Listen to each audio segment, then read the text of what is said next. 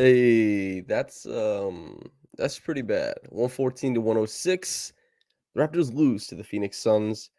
Another disappointing game from Pascal Siakam, tying into the overall slump that he's been in. That looks like it's due to fatigue. And after being probably the most overworked player in basketball over the last calendar year, still not in a good place with his game. 19 points, one assist, and three turnovers. I think Kirthika had a stat saying this is the first time, in a long time that he's registered less than five rebounds or five assists in back-to-back games, and he only had three boards and one assist tonight. So that's a little bit worrying. Just something to keep track of. If you're looking for a piece on it, I wrote about that at RaptorsRepublic.com. You can just Google Pascal Siakam struggles Samson Folk. It'll probably show up. Scotty Barnes, not his best game, but I think a game where he looked impressive playing in space.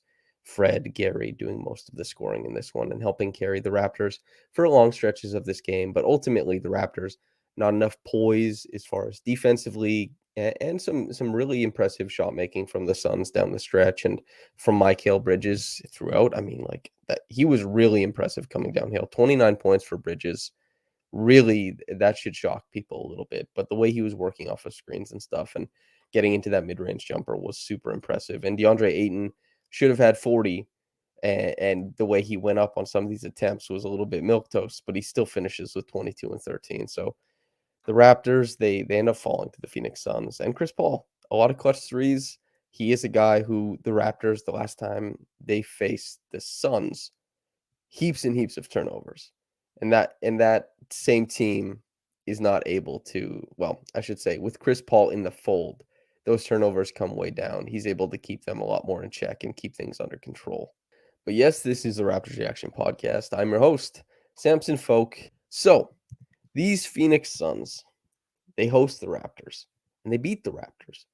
And we're looking at a very familiar style of Raptors game where there's one area of the game where they don't manufacture points for a long enough stretch. They've been great offensively lately, right? Really, really impressive. This game, they only score 106. They have stretches and long ones where they can't manufacture buckets. They also have stretches where the defense lacks a little bit, where it's Louis Satsman said 1 in 7 possessions where they couldn't care about it, right? And it's kind of it's this happened during the Tampa season. I've referenced this line of thought, this train of thought before, but if a team doesn't know how to close games, it will show up repeatedly throughout that season. If a team doesn't know how to win and they feel like they're at their wits' end, if they feel like, the voice in the locker room, whatever's going on, I'm not saying those things are necessarily true, just that you're looking for a motivator. Talent, dearth of it, maybe the culture is not there, whatever it is, they can't win. You will find the lumps during the season, and the Raptors are finding those lumps. There's been so many games this season that are within arm's reach, that are there for the taking for them. You know, different grades of can they grasp it versus it should be right there. It's right there. They lose all of these games, man. And when you lose this many games, you have to wonder about how good is this team, right? We've talked about this too. Now 23 and 29. We inch closer to the trade deadline. And this is a team with a 44% winning percentage. What happens here? You know, it's tough to tell. We'll table that for now, though, and say that. One of the brightest spots, of course, is that Precious Achiuwa. Once again, pretty impressive game. This is one of my favorite things to pay attention to. Same with Scotty, as I talked a little bit earlier, though, the way he's able to play in space sometimes, because he does end up shooting 6 of 14, which isn't anything to write home about. 43% for his shot profile, not great. But he had 4 misses from beyond the arc. And so 6 of 10 otherwise, I'm pretty okay with. And whether it's in the pick and roll, off the catch going downhill, or pushing pace in transition, taking that bump, getting it up at the rim. He's really talented in space. And like close quarters, he has a tough time shifting guys out on the perimeter, right? Shifting guys, making them move. It, that's fine. That's not really his game. But you can see him, man, when he gets to put like one dribble down, decide what he wants to do in space as a roller, pushing, everything listed earlier. He's really special. Those long loping limbs and the touch to finish at the rim, and if somebody's in the way, to body through them, still maintain that touch after that contact. It's all really, really special, and we saw that in this game. And same with Precious too. 11 points, 12 boards. We are not looking for every game to be the 27-point Precious Achiuwa game. What you're looking for is for every game to be the 30 to 35-minute Precious Achiuwa game. Tonight, 34 minutes. This is huge. I know OG isn't there. OG isn't playing. And so we're looking at he has minutes to fill. Maybe this wouldn't be the norm. But with this context currently in place, whatever the Raptors look like post trade deadline, because again, I mean, there's a game on the 8th, the Spurs. And after that, the Raptors, it's trade deadline day, the February 9th. And OG Anunoby, they're reevaluating him at the end of this road trip. So with OG, Fred, Gary, all the guys who have been in the rumors, what happens with the Raptors? Precious should have a pathway after this trade deadline. If the team has changed, he still has to have a pathway to minutes. And if the team and and even if it hasn't, is what I'm trying to say. You just have to make sure this guy's playing. And the cool thing is that in this game, like it has been as of late, even though the numbers don't pop here necessarily as big as they have, in recent games, getting him out there for what he provides defensively, the improvements inside the arc as a big man. There's still some nice stuff. Like he had this really nice step through against Aiton, and I saw some people saying it's reminiscent of the Philly series where he got. I mean, he had a couple really nice step throughs against Joel Embiid, and one against Joel Embiid even where he went to his right hand and then set up the right hand and stepped through with his left, and it just really nice moves on the inside, and we're seeing this kind of play out more consistently in these games. And so Precious Achiuwa will have plenty of time to work on his space creation and all the really interesting wing adjacent skills that he has and all that kind of stuff. But what he's done to really help the players around him and to help boost the floor of his game so it's not so inconsistent. So like, oh yeah, is this the game that Precious is going to just obliterate guys in space and he won't lose the handle and he'll finish at the rim through contact? It's like, I don't know. Maybe that's every third or fourth game right now, but he's making it so that every game he'll roll, he'll finish at the rim, he'll go try and climb the ladder for lobs, he'll play his butt off on defense, all this kind of stuff, and he'll set screens and he'll move well off ball, and it's like this is what brings you to being a really good player really quickly. Because he just has to justify being on the floor so his defense can be out there because everybody knows how good his defense is. And everybody knows how tantalizing the top end of his offense can be. Where's that middle ground offensively that you'll be able to provide when there are better players on the floor with you and when you're not really feeling it until you've worked and developed your skills until you are, maybe a star someday, right? This is what we're seeing. And this is the most positive takeaway I have from the Suns game is that Achiuwa and Barnes still continue to show flashes, still continue to do great things. And who knows if you're a fan of this team, I hope you like those two players because that is the future. I talked a little bit about Pascal Siakam's struggles. 19 points isn't going to cut it. The creation isn't going to cut it. And I don't necessarily blame him because when you watch, I think there's you could blame some of the decision making. Some of it is like, damn, maybe he's hanging on to the ball a little bit too long. Maybe he's trying to force it, right? And it's tough to blame him because this is a star and this is a guy who is hanging on to possessions that he used to be able to create of earlier in this season, where he was, dominating in these spaces. But the step is slower.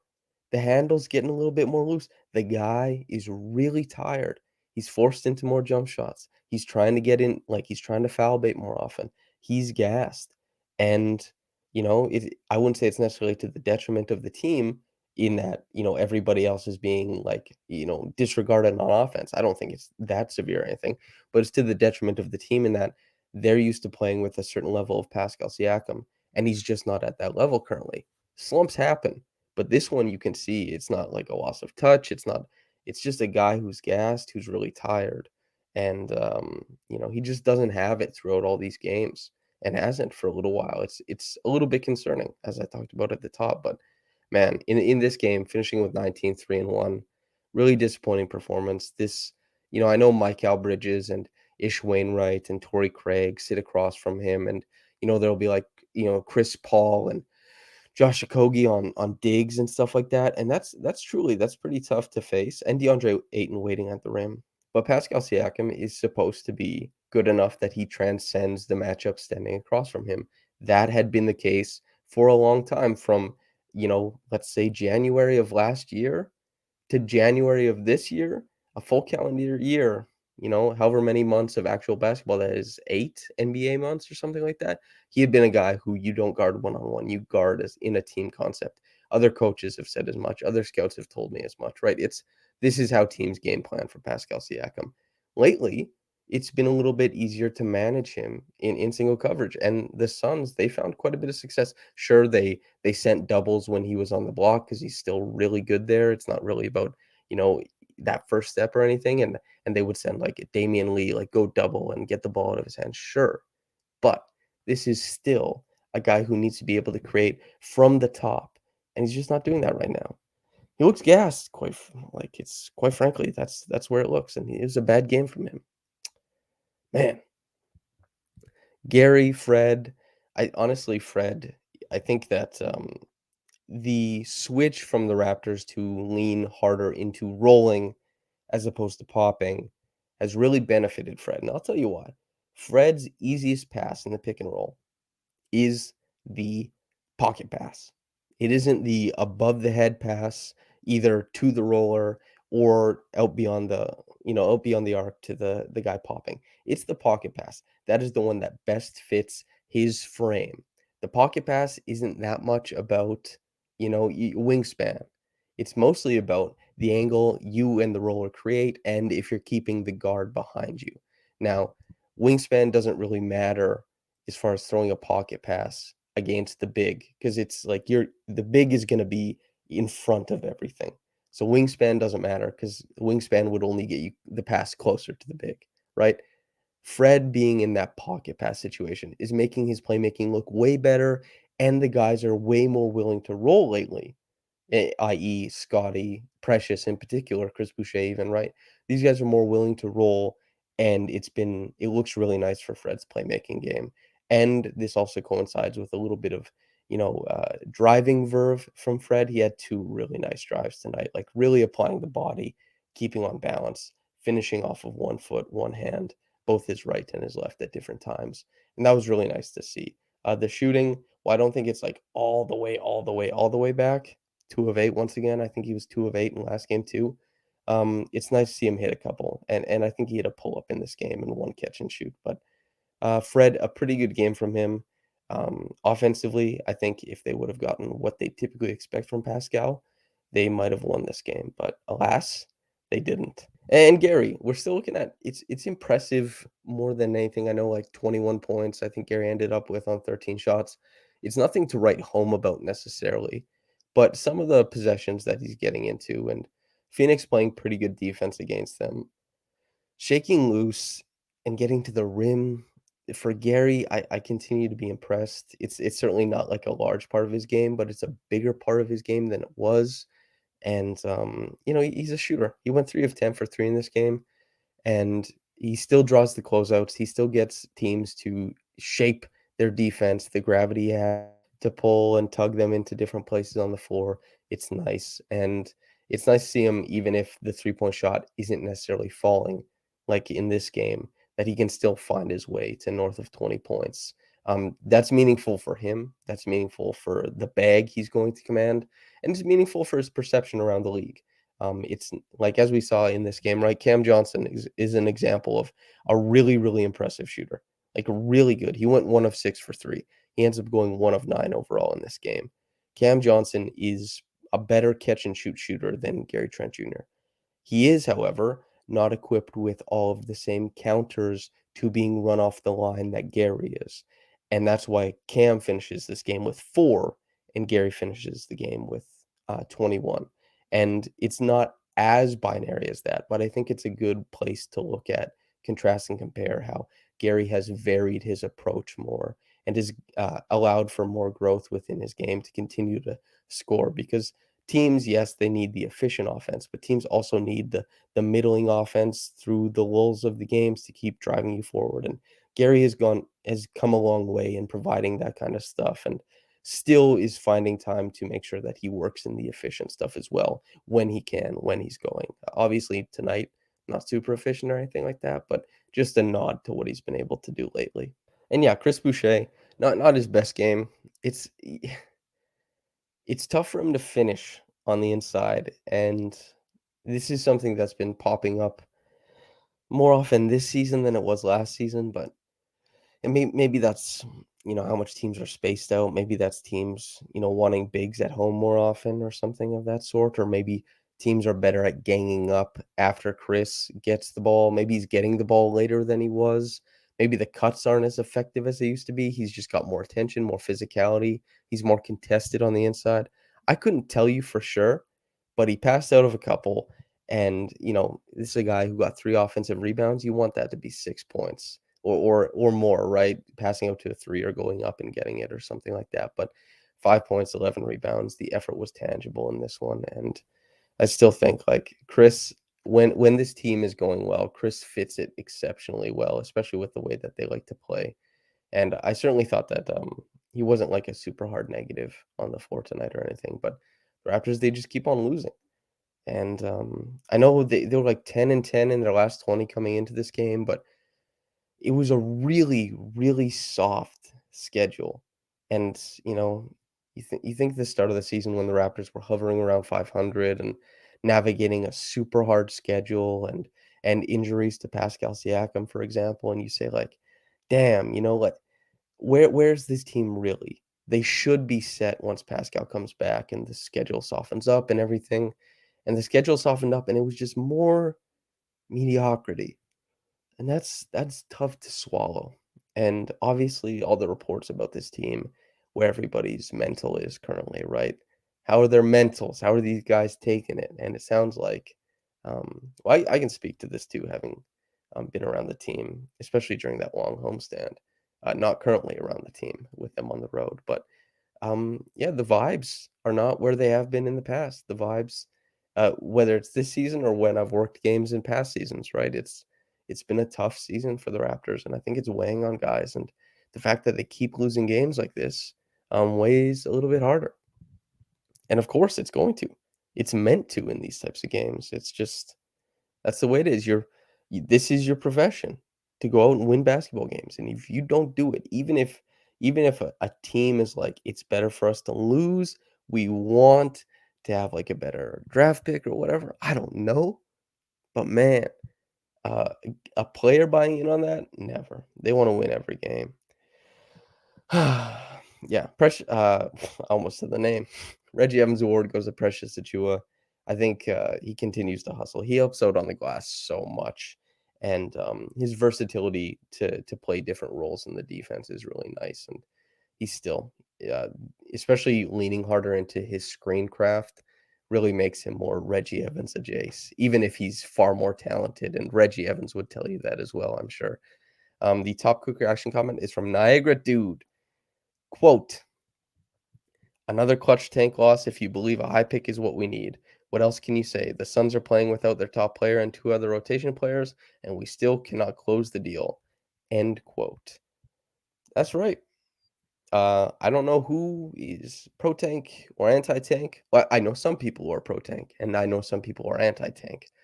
I know that there's a raging war in the discourse between the two camps. Although, it's a tough one to win for either side because I think, for some people it introduces like an ethical aspect of how they watch basketball or their outlook on life. Like you want to lose, you know?